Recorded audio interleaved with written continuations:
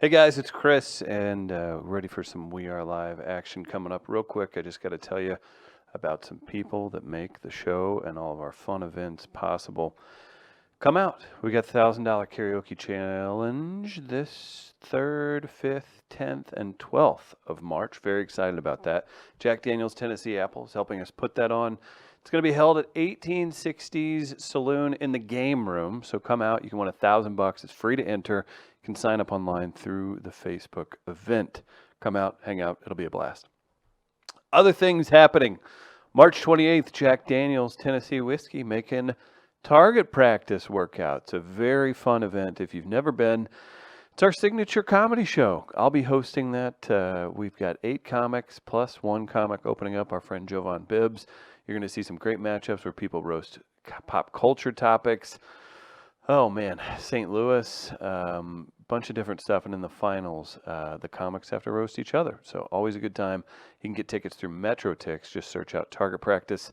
Looking forward to that March 28th. Weekly comedy at Sophie's. That's right here in Grand Center, 3224 Locust on the 2nd floor. Weekly comedy series, free to get in. Come out, have some fun. Every Thursday, kicks off around 6 o'clock. Specials start at 4. Schlafly and Jack Daniel's specials all night long. Other things happening. Oh, our friends at St. Louis Counseling Services. Mental Health Matters is their podcast. But guess what? They're a full-service counseling agency as well. Check out stlouiscounseling.org online for more information. Also, our friends at gatewaypowdercoat.com. Check out Gateway Powder Coating for the #1 resource for powder coating in the Midwest. Also, a couple big shout-outs to all of you guys for checking out last week's episode with Jamie Fritz. We're going to have a full schedule. Lots of great guests here in the coming weeks, months, forever, right?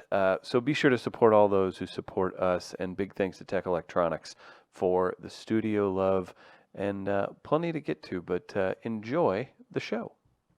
We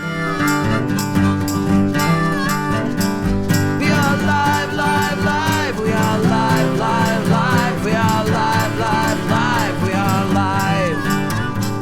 We are live, live, live. We are live, live, live. We are live, live, live. We are live. What's up, everybody? It's Chris Denman. It's We Are Live. Special guest today calling in from sunny Los Angeles, Natasha Pearl Hansen. What's up, Natasha? Hi. I'm doing good. I just wanted to say, sorry, jump in, please. Go ahead. What were you going to say? You just wanted to say what? Well, I wanted to say that I wanted to specifically talk jumpsuits with you, and I don't see any jumpsuits, so I'm a little upset. Well, right now I have on, this is fair, I have on my 2-piece workout gear. That is my gear. I don't know if you can see my initials on it. Over to the other side. Switch over. Over the Yeah. Other side. Keep going. Okay, now we're talking. But so it's my stuff. So at least I'm wearing my brand. But yeah, my jumpsuit situation has been quite the hit. I think whatever it takes, and they look fucking cool. And if it's something that gets 3 more people to every show, I don't care. That's amazing. That's well, thank you. I have such a big collection of them, and I'm kind of known for wearing it because I travel so much that and I'm kind of a tomboy in so many ways where I just don't like to overthink. We have so much going on as it is as creators and artists that I'm like, I just need one fucking thing to put on, and it can't be a dress because dresses, you show people stuff that you don't want to show on accident. So jumpsuits are kind of my jam. And then when I travel, I just, you pack 5 of those, then that's 5 days you don't have to think about. And then the other days you just jeans and a t-shirt and you're set. Sometimes you do it for a full month. No, that's fantastic. Yep. How long have you been in Los Angeles? You didn't grow up there, I'm sure. No. I grew up in Wisconsin, and then I was in Chicago with Second City and starting my stand-up career for almost 5 years.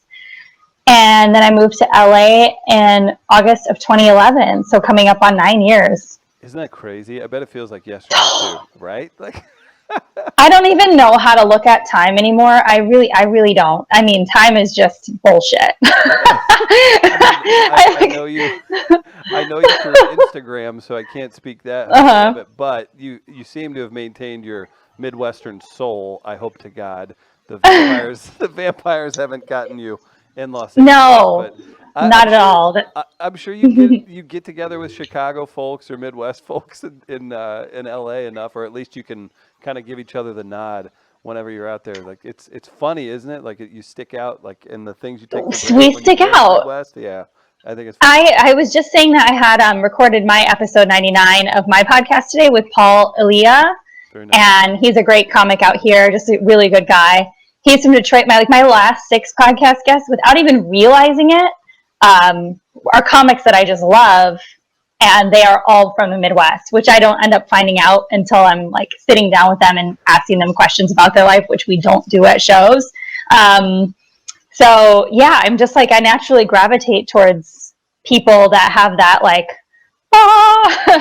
about them, like rather than Yes, absolutely. Or you could. It's so strange too because you can tell. And not to say people from the Midwest don't do this occasionally, but man, Los Angeles, it's no joke. People are literally just sizing you up with every sentence you speak, and Yeah, it's it's super fascinating because I've just never been that kind of person. Like I just, I'm just very chill about everything. I don't really like to overdo. I don't know. When you grow up in the Midwest, I feel like you are such an appreciator of personalities. sure, absolutely. So so when people put their looks or their Status. money foot forward for the status, yeah, forward first, it just kind of jars me a little bit. I'm like, oh, you must not have much going on underneath there if that's Right. your leading point. But yeah, How so I think that's kind of what sticks out. Future Role Models is your podcast. Yeah, Give us a little breakdown. It's one of those things where it's like I know we've all got podcasts and all that stuff, and everybody's like, "Well, we talk." right. That's it. But it seems like you have a cool theme. Like, what's going on with the podcast? So it derived from um, the thing that naturally came easy to me with Instagram stories and Snapchat when that all came out is just documenting things in real time. Something I've always done way before any of this was a thing for social media. I used to carry around, starting when I was 14, those little memo pads you get at Walgreens, those like tiny ones, Yeah, absolutely. the ugly blue spotted ones. And I used to carry those around with me, and disposable cameras. So I would take pictures of everything. I would write down exactly what was going on. It was like the Snapchat before the Snapchat, but like very rudimentary. Kind of like I always used to joke that my grandma used to like Xerox pictures that she would cut out and like Photoshop, like it was grandma Photoshop. She would like cut out pictures of everybody hanging out in separate places and then Xerox them and then put them into albums. Like, so we weren't actually hanging out with each other. She was like, look at this Christmas, and like everyone's different sizes and stuff. Like that was grandma's Photoshop. Right. I was doing that version of that for Snapchat before Snapchat. Well, So, yeah, I've always really liked to write things down, and I would mainly write like funny things I would think, or different things that were happening in conversation, or just kind of small world situations, travel stories. And I had like probably 8 of these volumes of these notebooks over time. And so I wanted to eventually put a book out called Future Role Model, showcasing that you can do all these kind of fucked up things but still be a really good kid. You can have a lot of fuck ups in your career but still become a rock star. Like, it's okay. You'll be a role model eventually. And so I just wanted to create that brand and get that in people's heads, I love that. preemptively. I think people are into redemption too, right? I mean, that's a Yeah. huge thing with just us as humans. Well, in a whole, really everything about my brand and who I am, the things that I create, the things that I write, um, is about being okay and being honest about your failures and flaws and rising above that anyway. So, I've done that even with shooting my special on my wedding day and all that stuff. I just try to always turn something negative into something positive. Right.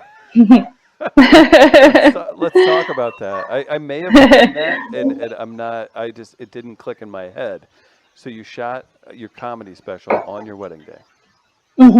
Yeah, I shot I it. know you've told So this it was 800 times. Sorry. Yeah, this is. not a ton. I mean, it's ever evolving because the situation after that has evolved so much. But yeah, I had been with this guy for nearly 9 years. We had a wedding day.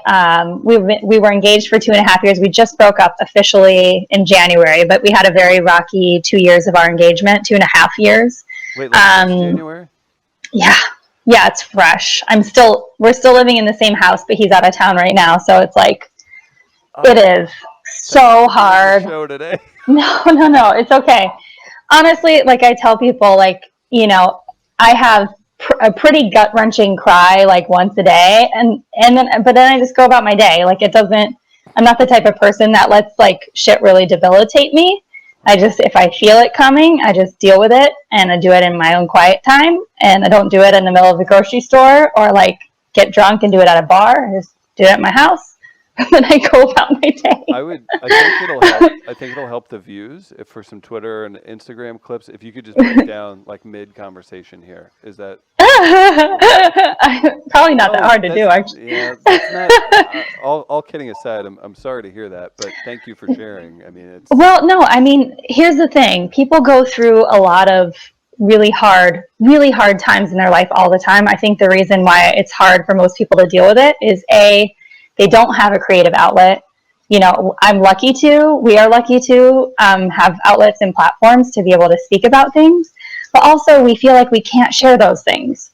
Like something bad that's happening in your life doesn't have to be shared in a negative way. It's different if I were to go around and be like, oh, my life sucks, I hate everybody, but I don't do that. Like, so it's okay to be honest and be like, I'm going through something and it's really hard, but I also am still finding these positive moments. My interactions with people aren't negative. I'm not shitting on strangers or like flipping people off in traffic just because I'm going through something. In fact, it makes me way more conscious of how I am towards other people. So, we don't have to depict those things as negative just because it's a hard time, you know? yeah. No, I absolutely. So, There needs to be that too, because whether you realize it or not, or whoever it is, it's going through stuff. Like people are listening, and you have an audience, and you perform, and you're in front of people, and if that's your calling to give people yourself in a way, like you got to share. You don't have to by any means, but I think it's there's an overused word, but it's a brave process to do that. Honestly. yeah, I mean, brave is an interesting word, yeah, because Yeah. it's become so full spectrum at this point. Yeah. Somebody can tweet something and they're like, "Oh, you're so brave." You tweet a photo of your Right. butt and you're a thicker person. All of a sudden, you're brave, and it's like, but then you're also brave if you're rescuing somebody from a burning building. Like, what's brave? But Right. Yeah, and I that's what I don't, was trying to I convey. Yeah. I just more look at it like, honesty is really hard. There's a lot, no matter how honest we are as people, there's still shit we're not sharing because we're scared to let people really know what's going on.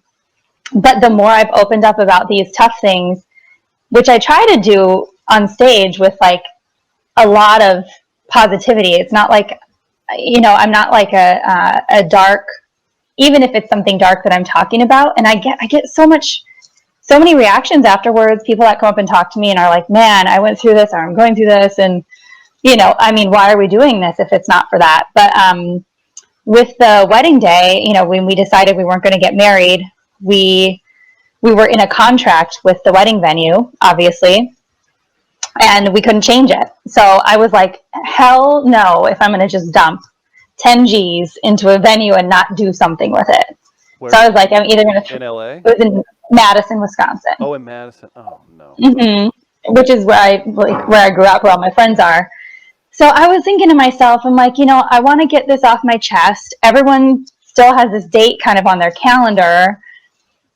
And, and anyone who doesn't, I bet I could I could do this as a show. And so I partnered up with my director friend of mine, who's been my like rock through like years and years and years of projects. Yeah. And he was game for it. He flew himself to Madison. We we hired a team, one of the best wedding videography teams in Wisconsin or in the Midwest, and we filmed one take. So the night before we shot, me and my grandma, my dad, and my mom decorated the venue with all of my wedding decorations. I sold tickets to everyone, even my family members. I was like, sorry, I'm not getting married, but will you please buy a ticket to come see me do this? My friends, my family members all bought tickets or VIP tickets. I sold the place out. I made exactly to the dollar the amount it cost to film the entire thing. Are you To the dollar on my tickets. That's insane. My wedding venue cost $0. It went from being this massive deficit to being, and then now I have my call on Tuesday about distribution. So we finally are getting that locked in. Yeah. So, it was just something that I felt like I had to do for myself and just something to turn, my aunt. That's the ultimate. Yeah. And the cool thing too that week is, well, not the cool thing, but the interesting thing, my aunt that I was really close to, she was supposed to be the one that would have planned my whole wedding for me. She ended up passing from cancer like a week and a half before the wedding date. So we had her memorial like 3 days before I filmed this. And I kept thinking to myself, if I had been getting married today, that would have been so hard. Right. Because she would have not been there. She would have helped do everything. And it would have just been this strange. It would have just been right? Internally. It would have been a struggle. Yeah. And so so my aunts and a lot of my family came out, and just they all needed that relief, something else to kind of focus on for the evening. And so there was just a couple really cool silver linings in the whole thing. And that's just how you have to kind of look at stuff. You have to paint the whole picture and say, where are these little nuggets of joy? So I ended up being a really cool thing. Well, congratulations. And you talk about two super stressful, career life defining things, a wedding and a comedy special. Have you shot any specials before? No, it was my first one. First one, and just and then my fiance tried to make it work, but we just couldn't manage it after that, and so we called things off at the beginning of this year. And then now I'm taking the sequel of this to Edinburgh, so I got accepted from my special to Edinburgh, so I'm doing the sequel to this all. It'll be the sequel, but the prequel. It'll be the story that led to why things didn't work. How long are you going to be in Edinburgh? The entire month. An hour every single night for a month. That is some exorcism. Trust me.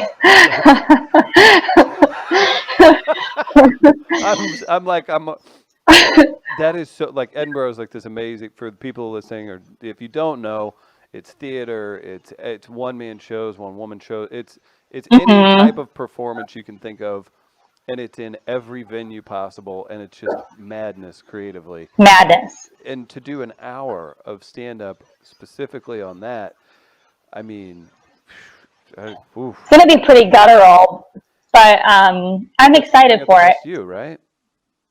You know what? I believe so. I think it'll be helpful for a lot of people. I also think it'll be helpful for me. It'll also mean that by the time I'm done with Edinburgh, I'll have close to 3 hours of material that I'm happy about, which is really hard to have as a comedian. I'm hitting my 10-year mark at the beginning of Edinburgh. It'll be my 10 years of stand-up, so it'll feel like a really nice milestone for me. That is too, and again too, I know, I interview a ton of comics, and I'm around comedy, produce comedy, all that stuff all the time, but just to reiterate, comedy is such a difficult thing. A lot of people don't even get decent until they're 10 years in. So the fact that you're able to have a special under your belt that you're talking distribution about, plus to get out there to Edinburgh, do all that. Like that's a fantastic career, Mark. I mean, that's good for you. Well, yeah, I mean, it feels good, and it feels good because I just chose to do it all myself. It wasn't like, a lot of people will sit around and say, oh, I didn't get this, or these people aren't looking at me. And it's like, just, well, then make them pay attention. Make your own shit and make them pay attention, or just have something to give your own audience, because they support you and want to see stuff from you. So who cares if Netflix isn't finding you yet? You have people that are looking for your stuff, give it to them. I that's at every level too. I think a lot of people don't Yeah. understand that too, because I've been fortunate to work with some people that have done some cool things. And with the type of business that I'm a part of, like we see, like I'm talking A-list people, comics that everybody loves, all this stuff.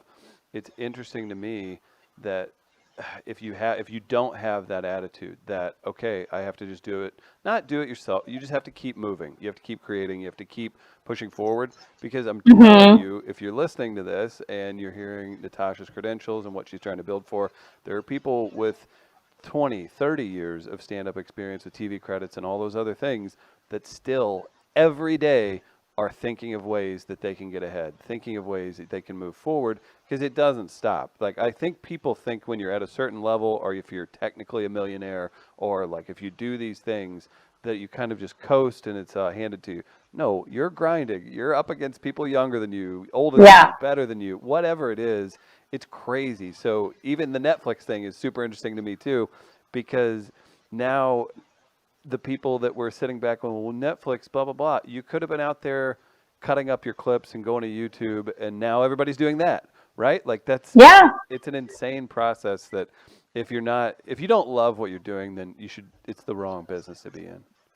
Exactly. Yeah. And there's always just new ways that I'm coming up with to like connect dots and make things happen, with my Vegas show and all that. I'm just always staying on these tracks, and things that I tell friends all the time is just set these short-term kind of goals and keep setting new ones. So like with Edinburgh, now I know I have to finish my next hour by July, and then I can polish it a little bit and then get out to Edinburgh for the month of August. With my special, I landed from performing in Europe on my Europe tour on May 3rd or 4th of last year, and announced on May 15th that I was going to be shooting a special. And within a month, I wrote a lot of the special.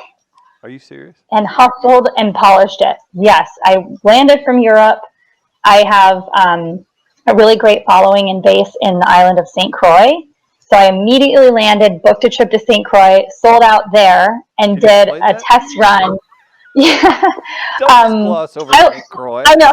I love doing unconventional stuff just because I'm such a traveler and adventurer, and I just believe you can mix these things together. And so one of my best friends moved to St. Croix from Chicago. Like, she probably moved there like 6 years ago now, and she wanted me to come visit. And I was like, why don't I do a comedy tour? And so it was the first comedy tour I ever produced, was 5 years ago on St. Croix and St. Thomas. And I've just come back every year, and that slowly built, because there's not any comics really in St. Croix that come there. Yeah. So every time I come, it's like, this last time I sold it out. The venue was so happy. They made like double what they make on a normal. I think I did it on a Thursday. The ticket sales covered my entire trip, my flight, everything. Then, since I was sold out, another family asked if I would come perform at their private house party. So I came and roasted their private house party and did another hour there. How is that? And then they paid me like really well for that. So I made like buku. Yeah. I made out like a bandit on this trip. And then I was like, all right, Tosh, you can take this shit anywhere. But I went to St. Croix and tested all the stuff that I had been writing and working out while I was in Europe. And then I got back, and my friend Doug Fager, he's like a really great roast writer here in LA and one of my best friends. And he helped me polish the stuff because, the day of, I was like roasting my wedding a little bit, quite a bit. And it's stuff you can't really test out. You can't do that at a show and pretend like it's a wedding. Right. So a lot of the stuff that I did was just like, did it once, I'll never do it again kind of thing. Yes. So That'd it was a big risk. But it paid off. Yeah. Huh?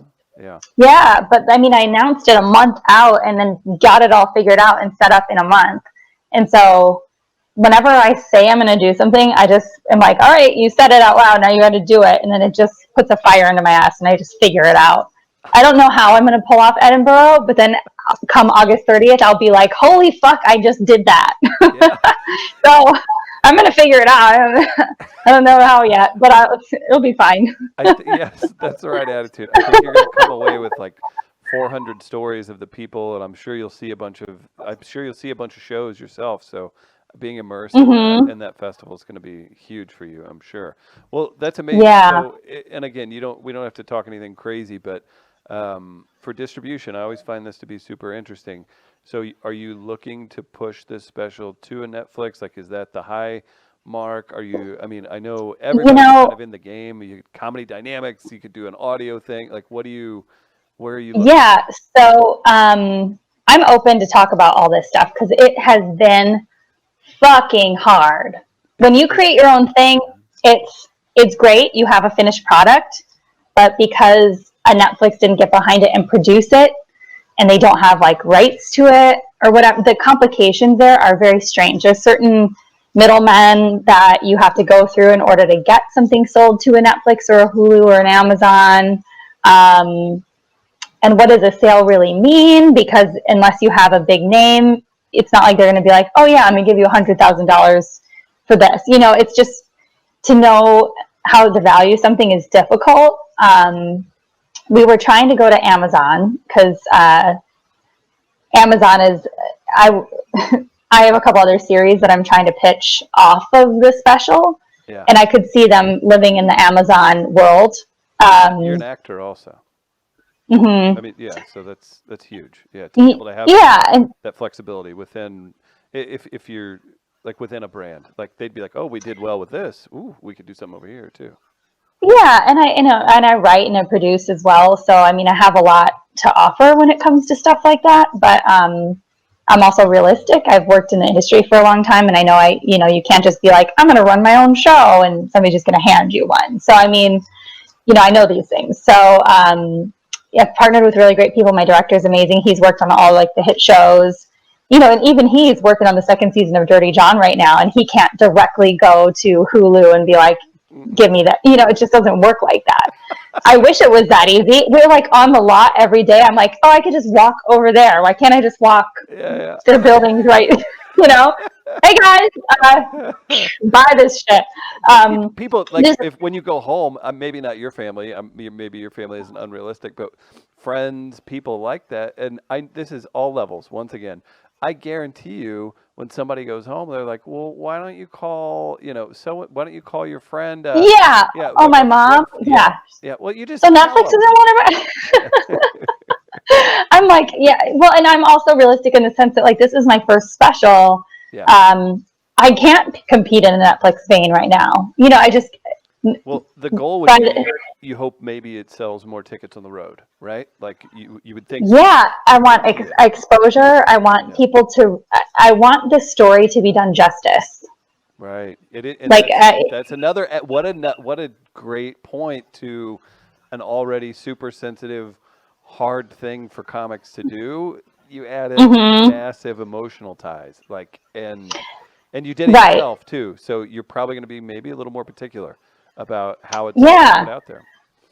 Well, and that's the thing is I know a lot of comics who've had success by putting their specials out for free on YouTube, but I know the YouTube audience. It's not a kind audience to women as it is, let alone would any of them be mature enough to understand the gravity of the situation that I was in. So I want whoever it is that's on board with me for distribution to be on board with marketing it really smart. So I have some talks this week to try and sort that out. But right now the timing is perfect to get it out because it'd give me a couple of months of headway to sell out the couple tours I have before Edinburgh and get people excited about the festival to see what else I have to say. So there's a lot of checking your ego when it comes to these processes, and not that I have like an ego by any means, but everybody does to an extent. But you just have to you just have to say, how am I going to get a mix of the proper payout for the work that I put in and the money that I put in and the time, but also how are people going to see it? If you hold out and hold out and hold out for a deal, people may never see it. We both know a friend of ours that has a great special that was professionally shot, and I don't know if he's still going to push it, but it's a few years old now, so I don't know what he's going to do with it. And I was there whenever he taped it, and it's like it's wild to think about that, because I know how much it meant to that person. And I look at it like this. This is the ultimate come around, because I saw his post the other day. Maybe 4 years ago or 3 years ago or something. I was on Joe Coy's podcast, The Koi Pond, right? He's so great. Right? And he's one of the funniest motherfuckers. He's insane. And now he's a crusher. He is. But the problem is, Natasha, you know this as good as anyone. There's a lot of crushers, and there's a lot. And I'm not. And there's a lot of content. Yes, there's a lot out there. Think about this. I think it was 4 or 5 years ago. I know for a fact he talked about this on a different podcast. He went and spent $30,000 and shot it himself. He was like, I didn't really like what people are doing. It ended up on Netflix, right? But he was a comic who didn't sell out everywhere and was super funny and filmed his own special, believed in himself. And guess who just did 2 sold-out shows at the Forum, or Staples Center, excuse me. What was it, last week or something? What is that, 30,000 people went and saw Joe Coy over 2 shows? Like, that to me is the ultimate, like, the dream. No, that's the dream. It is. I mean, think about that. I mean, Sebastian Maniscalco even talked about that, and he's a crusher too. He remembered back in the day where he couldn't even sell 10 tickets. He was like 40, yes, and he was a waiter at the Four Seasons where I worked. That's where I worked when I first moved to LA. And then he wasn't even famous yet, but people. I was coming from just this little person in LA, 9 years ago, running around fetching shit for celebrities, and people were like, "Oh, you're a comic? There's this guy named Sebastian that used to work here. I think he's doing well now." And this was way before he even became a household name. Yeah. So I mean, this is how much time shit takes. It's time consuming, and you have to just be smart about stuff, but also just get shit out there. I mean, how cool is it, though? I mean, Sebastian just sold out Madison Square. He can sell out Madison Square Garden. He was in the Forbes list of top paid comedians. Oh, my God. I remember thinking, I was like, he's funny, and he's great, and he's talented, but I was like, I didn't know he was doing that. Like, holy wow. That's I mean, shit can change on a dime, and that's what I always tell myself. I'm like, Tosh, you're going through a tough time in your life right now, but at some point you will look back on this as a chapter and you'll be like, holy fuck, look at how different things are now. And I tell that to my friends. They have to remind me of that when I'm going through stuff. But in this business, you just have to just tunnel forward and just go and make things, put things out there, be positive to people, be good to your audience. My God, after every show that I have in a new city, I hang out with every person that comes. And sometimes people are like, why do you do that? Aren't you tired? I'm like, yeah, but they were nice enough to come from Instagram to my show. So how can I ever blow that off? Especially now. You need those people. Yeah, you absolutely do. Do you feel like you get a lot of people that come to your shows from Instagram? They're like, hey, saw you on there. A smidge. It's not a ton. Probably the same percentage as engagement. Mm-hmm. I'd say for everybody that lives in a city that would like to come to a show of mine on Instagram, 2 or 3% of those followers from that city actually show. So it's low, but I mean, it's there. It's building, yeah.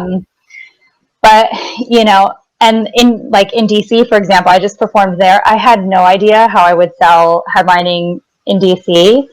And I happened to join this gym for the 5 days that I was there and made friends with the whole gym. And like, they all came, and like, so I just end up building all these micro communities, like all over the world where I go. And I make time for those people and we hang out when I'm in town, and then they come to my shows, and then I go pay them to come be a part of their gym. It's like, you gotta just keep, it's communities, we all need a village all the time. All the time. And whenever I look at certain artists that do blow off fans or something like that, and I'm like, how do people even do that? I don't know, but maybe that's the Midwest in me too. I'm like, I could never. I couldn't. Right. It could be who you are, but I don't know. At the same time, even if you're not a big fan of people or appreciating your fans, then look at it like a business decision, because I'm sorry, they want that selfie, they want that handshake, whatever. Maybe they want to buy your merch and they'll buy 2 shirts instead of 1 if they get to shake your hand while they're at it. So I don't know. Or they just want to get to know you, I think a lot of people watch, I get messages daily all the time on my Instagram stories about just, how I am, and that's just how I am in person. So I think sometimes people will come out and be curious, like, oh, is that how she really? Yeah, that's how I really am. Now we know. That's all. Yeah, but I mean, I think there's curiosity on people's behalf. Are you nice? Are you inclusive? Are you appreciative? I think if you're all those things when you're on your come up, then it just only builds. It builds like this really great following. It's not fan. The word fan is weird, but like people that support. Supporters. I think is a way better word. That's a good way to put it. And as far as other projects, I mean, like you said, you can do about 5 or 6 different things creatively. Say the special goes and that, snowballs into some sort of a series. Are you wanting to do like a comedic episodic series? I mean, what do you... Yeah, I have... I mean, it's everybody's dream, right? But I mean... Yeah. So I have 3. So the way that I segmented my special, which doesn't really feel segmented, but you can tell because it's broken up with interviews with my mom, my grandma, and my maid of honor. Wow. So I interviewed them after shooting my special in the hall, before going into the reception area. And so there's sorry, some people are screaming outside of my patio. I don't know. I'm a very lively neighborhood, right? I know my grandma's my best friend. I'm always on the phone with her, and she'll be like, "What's that? What's that?" I'm like, "It's the sound of Los Angeles." Where I live. Who's that? Who's that? What are you talking to? No, I'm like, that's just loud people outside smoking. Everybody's smoking. But I have 3 kind of areas of my special that I really hit on. It's my relationship and engagement, my relationship with my family, particularly my grandma, and then questioning monogamy. And so I have 3 different series written about each of those topics. Do you feel like, so the relationship ends, and I'm really not interested in particulars, so I'm not trying to whatever, but are you saying that like you guys just never had a chance? I'm assuming a lot. Well, you just brought up monogamy. Maybe you're super pro monogamy. I don't know. I just assume if you're questioning it in a creative way that you're not gonna. Maybe you don't feel that great about it right now. I think and this is something that I'm actually going to touch on a lot in my Edinburgh show. But I think a lot of times people in long-term relationships end up questioning monogamy because either their attraction towards each other has started to fizzle, or they're not with maybe the right person. Even if being monogamous is for them, I think the questions start to hit. And that's like where people experience the 7-year itch and all that stuff. I don't think it's like necessarily the drive to go and fuck new people. I think it's more of that drive, that feeling of like our cells even change every 7 years. So it's like you're almost an entirely new human being, and you're figuring out what to do with that. And so it's, to me, I I think it's something a lot of people question, even if it's not something they act on or really actually want. But it's kind of a human nature to question monogamy, and I think that that's okay. No, I absolutely is, and that'll be. I hope it's everything you want it to be. Exploring that an hour for 30 a night for 30 nights straight. Uh, Hmm. could you? Do you think with what you want to do with your career, would you ever want to be married? Yeah, Yeah, absolutely. I have always, I've never been the type of girl that like envisioned my wedding and felt like I had to be married, sure. but I would love to be with somebody who wants to be a part of the traveling and creating with me. That I've always loved. Those two things really make up a lot of my spirit. Adventure, connection, traveling, creating, they all kind of are one big ball for me. Um, and, if you have a partner that accentuates those things and also is interested in those things, that idea really excites me more so than the ring on my finger and the paperwork. Like, I just really would Right. love to A have teammate. have a teammate. Yeah. Hmm. No, that makes sense. I do too, because and I'm curious, just being in stand up, and then I'm sure everything's incestuous in LA. I and then what you said too. Would you marry another comic? I never put no's and yeses on things. Yeah. I coming out of such a long term relationship, you know, what I'm focusing right now on is me and loving being by myself. I've always been really good at being by myself and traveling by myself, and Sure. I never feel lonely in those regards because I'm so social and make friends places. But I'm really making or trying to get to a place where I make peace with not feeling like I need a home base.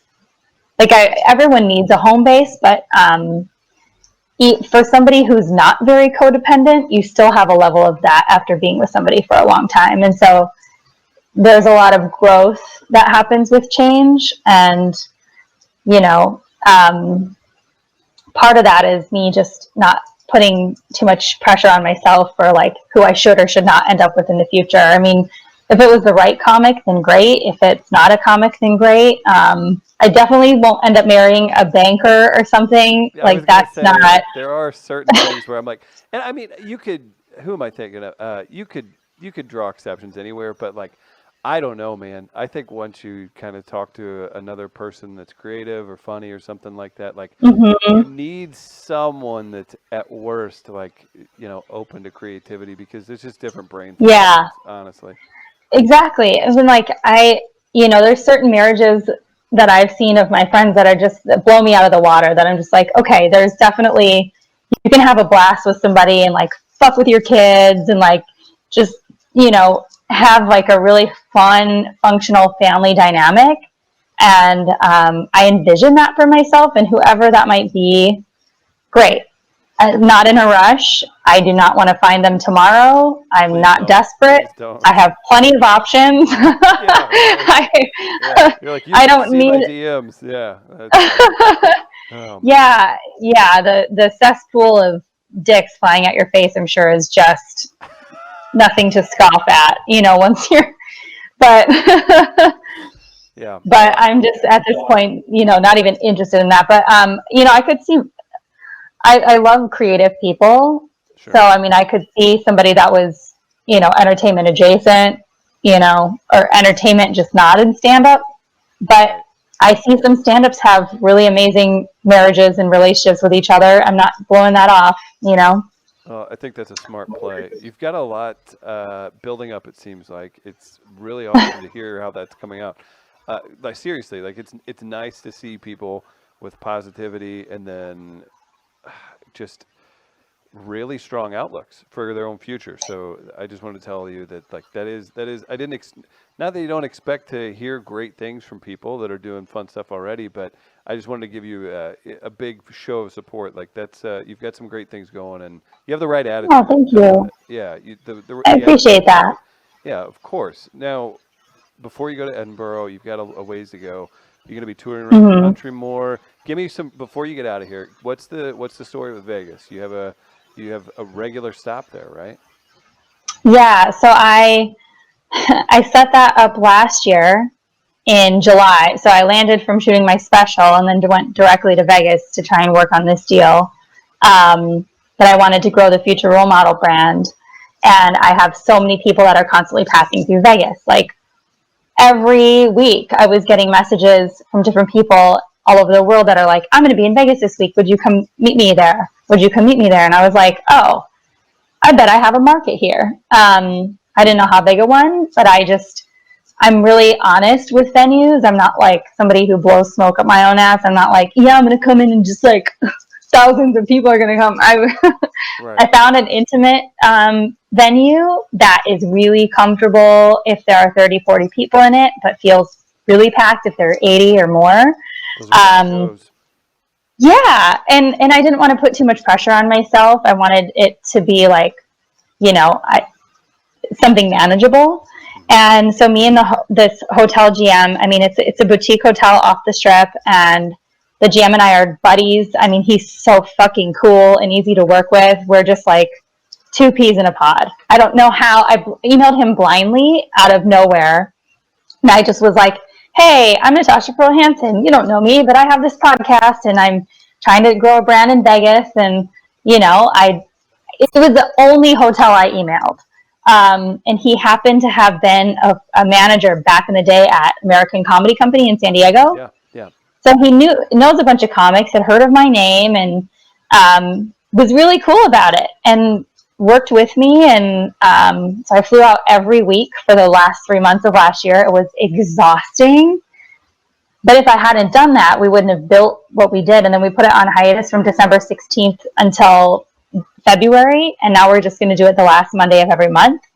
And so February 23rd or 24th, we had our first one. Didn't have to put any marketing money into it this time. People had just been waiting for it to come back. And now that it's once a month, it was an awesome show. It was a full house. And so I'm so proud of it. I mean, it was exhausting to build. But now we have this really cool room once a month, and some new sponsors came on. And so, yeah, I mean, it's just a place for people to come and be open about their shit. And I usually record an episode of the podcast before the show. So that's a great yeah. Yeah, you got to do something like that to grow your brand and, gosh, just get people to care about you. It's to put a bunch of content on it. Yeah, it's really positive to hear too. So real quick, why is Madison such a great comedy city? Everybody loves, like, probably like whoever your top 10% of comics are, down to just headliners just getting started. Obsessed with Madison. Madison. It is a small, big city. There's so much happening in a really tight radius. People are nice. People are pretty attractive. Not that that's number one thing, but I mean, it's like college town. Like you got to keep. It doesn't hurt, if you're visiting a city and you don't expect everyone. You're like, oh, Wisconsin, and then you walk in and you're like, hey, Wisconsin. Like, what? I lived. Where'd you guys come from? Yeah, the University of Missouri is in the middle of Missouri, and there's 30,000, 20,000 attractive people in a 2-mile radius. Like that sets a tone for a college town. Yeah. That's how it goes. Yeah, there's really good food. There's really good art. It's like a good artistic community. The comedy club on State is always packed. Madison is a liberal town, yet it's still Midwest. So it's like open-minded, young,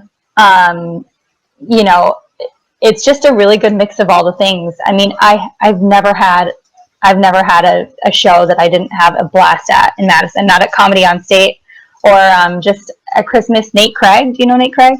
I don't. He's a very talented comic, and he also is from Madison. And him and I didn't meet in Madison. We met here. Yeah. So obviously we bonded really quick because of that.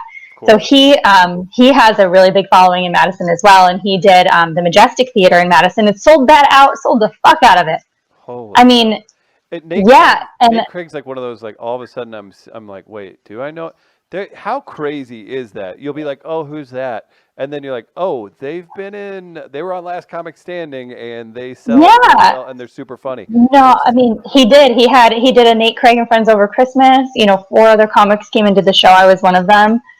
It was so fun. that's cool. And I mean, just Midwest people are just like down to clown, man. Yeah, They don't judge you. They'll drink. that they will. It's great. I mean, it's everything. They get it. They get the bullshit, and it's just cool. I love it.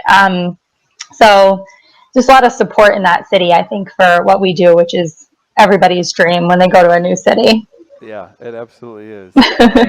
Just so I don't keep you here because I'm really enjoying the conversation, but I will. Honestly, I'm good. I mean, All right. Well, I got shit to do, but I'm going to be home all night, so I got time.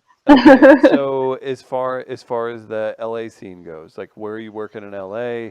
Has that changed over the last, I don't know, 10 years that you've been there? Obviously it has. I'm sure you were driving Yeah. the worst open mics and showcases there, but do you have a club that you typically work at or a venue or?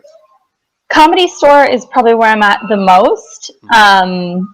It's weird because I'm a regular at the Laugh Factory in Chicago, but I used to be booked at the Laugh Factory here in Hollywood all the time. Excuse that rude ambulance. Dude, wait, real quick. Yeah, to hell with them for saving that life. The poor Yeah. booker, the poor booker at Laugh Factory in Chicago right now. I bet that guy gets not every booker does, but I feel like that guy probably gets 9 jillion emails like an hour. What is that guy's name? I can't think of his name. Curtis? Yes. Yeah, he just said that to me yesterday because I'm performing there next week. No, I'm literally. I was texting with him. 4 friends. I'm like, I bet this guy gets 9 jillion emails an hour. He literally texted me. I can show you. I mean, he just said this to me yesterday. He goes, "Kid you not?" Because I'm headlining in Chicago on March 5th, and then I asked him if I could do a run at Laugh Factory the next like 5 nights, and so he came back with me with all these dates. So I'm going to be at Laugh Factory for like pretty much a week. We do have some and friends then in Chicago that listen, so you guys go support Natasha. Yeah. And then he gave me my dates, and I go, "Yay, thank you!" And he's like, "This weekend and this week have been a fucking whirlwind." And I was like, "Everything okay?" And he goes, "Yeah, just overwhelmed with all this." He just lists all the things that people are messaging him, and I said, "I can't even imagine."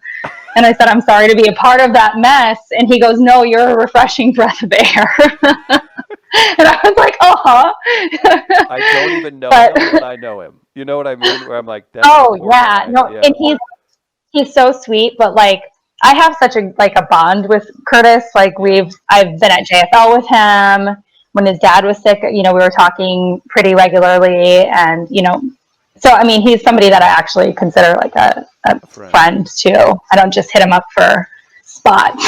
So, but I mean, yeah, I can't even imagine what these. That's a lot of shit. But the gatekeepers, speaking back to Hollywood, yes. The gatekeepers, as they are, change out here so often. Right. So you get in with one, then they leave, and then like the problem here is there's a lot of people that didn't end up getting where they wanted to in comedy that will become a gatekeeper.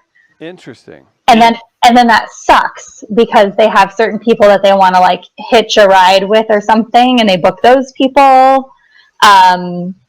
So it ebbs and flows, man, because I was in with the Comedy Store for like 3 years. I had my own show there for 3 years. And then that one kind of was ebbing out, and Laugh Factory and the Improv were ebbing in. So I had a show at the Improv for 1.5 years. It was booked at Laugh Factory all the time. And then that gatekeeper changed to somebody else who probably people would know who I'm talking about. At Laugh Factory or Improv? At Laugh Factory. And so then I stopped getting booked there. I was booked maybe like once every like 6 months, which was brutal because it used to be like, not that. And I feel when like I start Eliza easing back Schlesinger into... I feel like Eliza Schlesinger had a pretty public meltdown or not. I shouldn't. I don't mean to say meltdown, and I don't know her personally, but I feel Upset or something. Yeah. like there was there was something with the Laugh Factory and her that didn't go so well. I feel like, and maybe I'm wrong. Yeah, I'm not one to spread fire. Like Yeah, I don't say names. If I'm talking about something, I don't say names or bash anybody. yeah, But now, so then I started easing back into Comedy Store. So I have a new show there that's been there for coming up on a year and a half. So you kind of have these three home clubs, but right. you change out kind of which ones you're at more, until one just like latches onto you and puts you up every single night. But until then, I keep touring and booking all the work I can other places, and then when I have shows in LA, I stay in LA. No, I mean, and there's always going to be that up and down of everything, and it has to hmm be defeating, but also super satisfying whenever the stuff hits at times. So, Yeah, I mean, say you've had regular shows at the Comedy Store. What would yourself have thought about that when you first moved to LA, right? And you're looking right? back No, on it and now. Yeah, yep, and I try to keep that in perspective. I mean, I instead of just wallowing and being like, oh, so and so won't book me and not having shows, I always am making my own shit happen. I never feel like I don't have enough stage time. I always try to hit a certain amount of hours a month, and I always exceed it. But yeah, I just try to make sure I'm hitting, a minimum of stage time, however I'm getting it. If I'm getting long sets and I'm getting to do an hour on the road somewhere, then great, then do I'm you, always exceeding it then. But do you find yourself do you I guess participate, is that the right word? Are you still a player in the improv world? I mean, if you were at Second City, do you still, I mean, is improv a big part of your life? so yeah, I started at Second City with sketch and improv. Improv per se isn't like I'm not I'm not like practicing anymore with a team or anything. I haven't for a really long time. But the improv never leaves you. I mean, I'm using it in auditions constantly. I use it on stage all the time, like crowd. Improv just gives you a tool to be really comfortable in any situation. I'm really good at interviewing people for that because I listen. I think that's a big thing. You're a good interviewer for that reason too. Do you know how many people have podcasts and they don't fucking listen It's to who they're having on? it's because It blows my goddamn mind. they want to jerk off into the mirror, Natasha. That's all I they want to know. do. Yes. I'm like, did you want to have a guest or did you just need to not talk to yourself so you don't look Right. like Well, no, the but improv stuff, like I respect improv folks so much. Like we have a really great school here. I followed Matt Besser since I can ever remember. Like even mhm. but then recently, just I mean, outside of just like local stuff and being happy for friends, um, a guy who was super nice to us a few years ago, who had a TV show on a kids network, just recently, like on the national scene. Do you know Tony Cavallero from the Groundlings? He's on a new show Mm-mm. on HBO with it's called The Righteous Gemstones with Danny McBride, right? Yeah. And Oh, that looks so funny. I haven't watched it it's yet. well, it's fantastic. But I guess my point of that is a I'm just super happy for Tony. He's the nicest guy ever. But he was like he had a part in the Motley Crue Netflix movie. He played like uh, for 5 minutes. He was Ozzy Osbourne. My whole point of it is this guy has all these chops and has been a groundling for 15 years or whatever, and then he bursts onto the scene, and then now you got people like, who is this guy? Like he came out of nowhere, but it's just such a tribute to. He's probably doing improv shows to 7 people sometimes still. Like that's Yeah. and again, and I don't mean I'm not cutting the groundlings down. You know what I mean when I say that. But it's something that you're exactly right. It never leaves. But then the reps that you get in and the quality that you can develop through that hard work, like it's super impressive to me. So whenever you said that, and then whenever you want to get into the acting things, I'm like, wow, you've got a toolkit. Yeah, I mean, and it was such a great place to begin training at Second City because I was 20 when I started training there. I was driving down every weekend from Wisconsin doing my class, and then driving back up, and I was working at an Applebee's as a server. And then as soon as I turned 21, I became a bartender at that Applebee's, and I started going down to Chicago for 2 nights and staying overnight, like with one of the friends from improv class, getting to know the city a bit. And after 3 months of that, I eventually just moved there and didn't know anyone except for my improv class. And I would say that I was really pretty good at improv from the start. Like I caught on to it really quick with just the way my personality is, and my writing of sketch was pretty good from the start. But one of my first directors was like, it's so funny, all the things you hear over the years, and you just kind of clock certain things. He was like, "You're gonna make it. You're good. You're gonna make it, but it's gonna take 15 years." He was like, "So you better really want this." And then he asked me out. And no, no, but I mean, and that really stuck with me. That's because incredible. I have had a lot of little successes throughout, and I consider, I find little successes all the time. Like the other day, I was at the farmer's market and found fucking cotton candy grapes, and I almost shit my pants. Like, the littlest things in life bring me so much joy. And I think it's something I've really trained myself to do, because if you don't do that, this town will eat your asshole every day. You're a survivor. Yeah. Oh, yeah. I mean, you have to give yourself those little things. And so I've had a lot of small successes and decent sized ones over the years. Sure. But I never looked at one thing like it was going to turn my career or make or break me, good or bad. I never looked at one bad show as if it was going to ruin me. I never looked at one negative remark or something, but I also never looked at one positive thing as if it was going to be the one thing that, because if you put so much weight on stuff, it doesn't propel you forward, So, I mean, I'm hitting my year 15 of being in comedy this year. I was gonna say, I thought we like, I don't know how you talk about whatever. I was like, I think we would have like went to high school together, and I'm 35, so I was like, I'm 35. Yeah, I'm 35. When you said that, I don't care about talking about age. Yeah, I don't know who does and doesn't, so I just whatever. But it's such a dumb thing. It's like, come on, that's your age. It's your age. Who cares?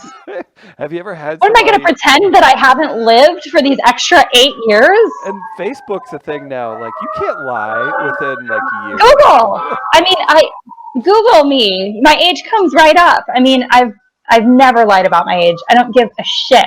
Have you ever had anybody like blatantly like lie about your age? Like, that happened to me. Like, it was years ago, but I've definitely had people, and immediately I feel like I make a face, or I'm like, I don't think we were into Blink-182 at the same time, or you know what I mean? Like, there are benchmarks, and I'm like, I don't know if we were watching Nickelodeon at the same time. You look like maybe before that. Well, yeah, I mean, for sure. I've had people age me up, age me down. I mean, I remember even when I bartended and I was like 19 in Minneapolis, some guy tried to hit on me and was like, "Oh, you're only 18? I would have thought you were at least 30. And I was like, "What?" But then now I have people, I meet girls that are like 24, and I look younger than a lot of these girls, because people look pretty haggard nowadays. They just overdo it. Like, I'm not even, like, I never really wear makeup. I wear sunscreen. Like, I don't do a lot of shit to myself. I'd have never put a needle in my face. So, like, I look normal, And I think sometimes people will come up to me and they'll be like, "You're how old?" And I'm like, "I have oily skin. My mom is black. I haven't fucked with my face. And that's why I don't look like what you think 35 looks like." So your mom was black. Okay. So yeah. Is that what you did? I was like, did you just drop that in there? Interesting. So in regards to, gosh, that's just an interesting dynamic. Obviously, you grew up in the Midwest. You have a certain mindset. I mean, do you identify with Black culture? I mean, that's really interesting to me, that because I'm sure you're viewed as somebody who's white. Like that has to be Yeah. like I get called a white bitch all the time. I used to joke about that my race is tan white bitch, because people are always asking me about my tan, but Sure. this is just the color I've been since I was like, I'm not tan. This is just my color. My mom is she kind of looks more like Latin island. Mm-hmm. My grandpa's black as fuck, so I mean you can't question if he is or not. But my mom, people look at and they're like, "What is she?" You know, it's kind of hard to tell. But it's interesting because I grew up. My dad is from Wisconsin, in the town that I grew up in. It's like a farm town with like a nice, like a really great school, really great. It was an awesome upbringing. I'm so glad they brought me up when I did. I am best friends with everybody that I grew up with still. I love everybody. Like, we talk all the time. And then my mom grew up in inner city Chicago. So I think there was many reasons why they didn't choose to bring me up in her neck of the woods, just because, you know, she had been through a lot, her and her brother being mixed. My grandma's Sicilian and my grandpa is black. And so they got, you know, picked on by just the stories that you hear, and the normal for a lot of people. Yeah. Like, their normal was really, really rough. And so I think it just put a bad taste in her mouth as far as bringing me up in that. But the great thing was, my black side of the family, they're all in Chicago. My white side of the family is all in Wisconsin. It's like out 2 hours from each other, not very far. So I spent a lot of time with my cousins on both sides of the family. I really identify hard with both for very different reasons. Like, of course, my work ethic and where I grew up. I mean, I started farming when I was 9. I worked on farms, drove tractors, paid my way through my first European. I was like a student ambassador in Europe when I was 14. I got up and fed veal calves in the morning at like 4 a.m. to pay to do that. So like my understanding of earning my own way is fully because of that, you know? Yeah, of course. I grew up. Yeah. I always laugh about that now. I laugh about it with my parents, but we had horses, and I grew up in, like, I've lived in the city of St. Louis for a while, but as a kid, literally grew up on a farm. I remember I'd been thrown off horses, like full-grown quarter horses twice before I was like 7. Yeah. And I'm like, and I'm talking like land on my head, like Chris might be a different person now. Like, but I think about some of this shit is crazy. And yeah, I'm like, it's would crazy. You guys have gotten arrested? Yeah. I'm like, is that a farmers, like, you know, it's interesting, the two sides of the pendulum here, but like, you know, my grandpa on my dad's side, he okay, how do I put this? Old white farmers have a lot of bigotry. Sure. I don't want to necessarily say racism, because that's not necessarily the case. Our town didn't really have a lot of culture, so there's really not anything to be like racist against in a town like that. But you know, it's just like an old white farmer mentality, but their struggles were different. Like, their struggles, like, farming is fucking brutal. And if you have a bad year, you have a bad year. My grandpa lost his leg before I was born in a corn chopper. Full on, like, got caught. I think it was a suspender that got caught in a corn chopper, drug his whole body in, and my uncle, like, pulled the lever in time to shut it off before it, like, got the rest of him. Just fucking ground his leg up. Like, the stories that you hear from these people, you know, and on the opposite end, my black side of the family, like, living in south side of Chicago, like, their struggles were like the ghetto and police brutality, and like, I mean, you can't even compare the two. I'm happy that I'm a person that lives in the center and understands the two sides where people come from. It always makes me have like this really grounded perspective when I'm listening to anybody's background, because, you know, you can't understand you just have to understand that somebody's background is different than yours, and the reason they think that the way that they do is different than the way you think. So it was a cool thing to, you know, how many people I knew that lost fingers and shit, you know, got thrown off of tractors, and like they had these hilarious personalities about it. Like, one of the guys on the farm, his wedding ring got caught on a tractor. He's jumping off of it, pulled his whole finger off. And so Why we do I would know play 3 tricks. people that happened to also? I know. And Yeah. so he would play tricks on people, or he would joke, when we would be out, having beers in the yard after, our Shawshank style, after the day is done, beers. and and and he'd say, "Yeah, I guess I wasn't supposed to be married." Pulled my ring finger right out. Just people just have like this sense of humor about shit that you have to have if you grow up in these environments. Otherwise, you just would be a sad one-legged, 9-fingered farmer. It certainly does provide perspective, because like I have a look that I don't realize that I give people whenever they're like, "Ooh, how could this happen?" or "So and so's dog attacked whatever." I'm like, "That's what they do." Like that's Yeah. if you've never been a part of that, if you've never had like a coyote get a hold of one of your animals or do so or whatever, there's just differences. Mhm. But it is a funny perspective to have that rural upbringing. But it sounds like you just have again too, like I think that probably helps you a ton as a performer to have that empathy and the perspective of 2 literal different worlds being so close to you. Yeah, and I think a lot of great performers have that. Different backgrounds, different whether they're first generation or second generation or whatever it may be. But you have to appreciate your own. Like I appreciate having these 2 sides of my family to have given me some good perspective, so I didn't have to experience a lot of these like shitty things myself. But I at least know that they exist, so I'm not like, da life is great and perfect all the time. It keeps Right. that naivety at bay, Yeah. but still keeping some innocence there.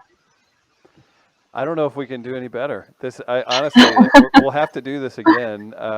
What a great conversation, Natasha. Where people can, Honestly, when does the podcast come out? And then obviously, again, we do have some friends in Chicago that are listening to this, so go out. And then if you run into our friend Sarah Perry, she's a regular at the. yeah, She's great. She's from St. Louis. yeah, She's very talented. yeah. Especially for her age. Jeez, that's Yeah, no, great. I've heard she's incredible. I haven't hung out with her personally, but all of my friends in Chicago love her. She's great. And I know she's funny because I've seen her clips on the Laugh Factory's pages and stuff. So, Shout out and I'm to such a Sarah Perry. supporter of other women. I love, tell her to come hang out at my show, and then we can go over beers afterwards because that's what I like to do. I'm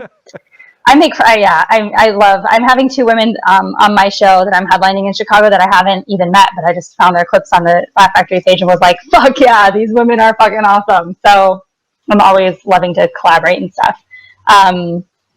Yeah, But this has been awesome. It really is. Like, yeah, let's not do no, come back anytime. And I'm sure the next time I'm in LA, maybe we can find something to do, maybe a live podcast or something. So who knows? Yeah, Yeah. absolutely. Well, But yeah, when does this episode drop? I'm thinking we'll probably put it out either Tuesday or Thursday. Okay. When are you going to be in Chicago? My headlining night is Thursday. Thursday. I'll put you on Tuesday then. Sweet. That works out. Yeah, maybe you get a couple people come out. That'd be fun. Yeah. That's very My cool. Chicago, it's interesting because Chicago, I have a friend coming out to my show in Chicago that lives in LA, one that's coming out from Vegas, and one that's coming out from Detroit. I have people, like, even my last show in Vegas of last year, one of my friends from St. Croix flew to Vegas to come to that. I'm like, all these people, I'm like, oh, thank God for all these people. It's like so fun. amazing. So Chicago's going to be a fun night because it'll be like a nice hodgepodge of my Chicago friends and like a bunch of other people. I know some folks in Vegas too that'll hear this, and they go out when they can. So I'll try and who knows? Maybe you'll get a couple people to come out from doing this little podcast. Yeah. So thank you again. So Everything means everything. much. So true. Thank you so much. Absolutely. Come back anytime, Natasha. I appreciate you coming on. Yeah, thank you. Have a good weekend. You too.